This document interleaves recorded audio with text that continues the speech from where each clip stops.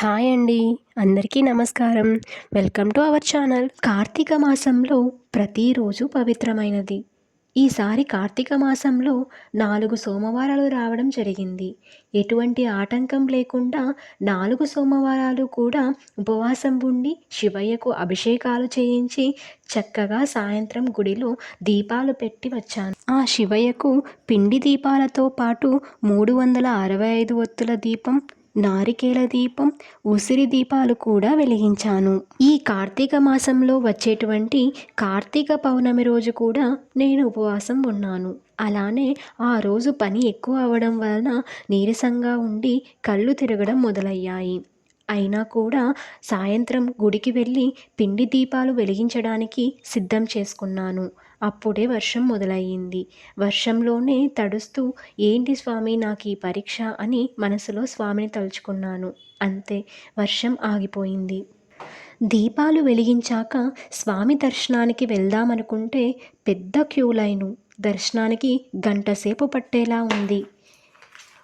ఒంట్లో ఓపిక అసలు లేదు. ఇక చేసేదేమీ లేక శివయ్య దర్శనం మళ్ళీ చేసుకుందామని ఇంటికి వెనుతిరిగాను. ఇంతలో ఎవరో పిలిచారు, మీరు పలానా వాళ్ళు కదా, మాకు తెలుసు, వెళ్ళి దర్శనం చేసుకోండి అని. అలా 5 నిమిషాలలో శివయ్య దర్శనం మాకు జరిగింది. నాకు నా భర్తకు ఆనందంతో కళ్ళల్లో నీళ్లు తిరిగాయి. ఆ శివయ్య అనుగ్రహం ఇలా కలిగినందుకు చాలా సంతోషపడ్డాము. అలానే కార్తీక పౌర్ణమి రోజు మాకు దగ్గరలో ఉన్నటువంటి చెరువులో కార్తీక దీపాలను నీటిలో వదిలాము. పంతులు గారికి దీపదానం కూడా చేశాము. ఈసారి సంకష్టహర చతుర్థి మంగళవారం రావడం వలన అంగారక సంకష్టహర చతుర్థి వ్రతం చేసుకున్నాను.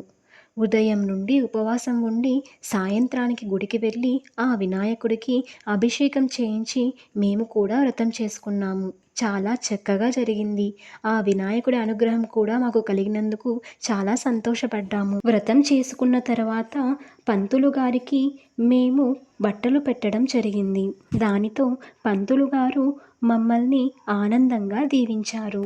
ఇక మా మేనమామ వాళ్ళకి కార్తీక మాస నోములు ఉన్నాయి.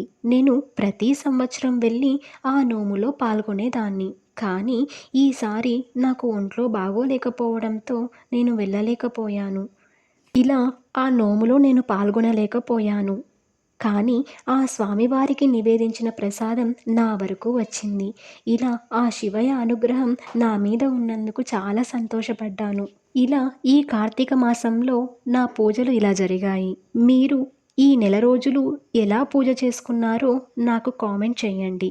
ఈ వీడియో మీకు ఉపయోగపడింది అనుకుంటే లైక్ చేయండి, షేర్ చేయండి, సబ్స్క్రైబ్ చేసుకోవడం మర్చిపోకండి. Thank you for watching.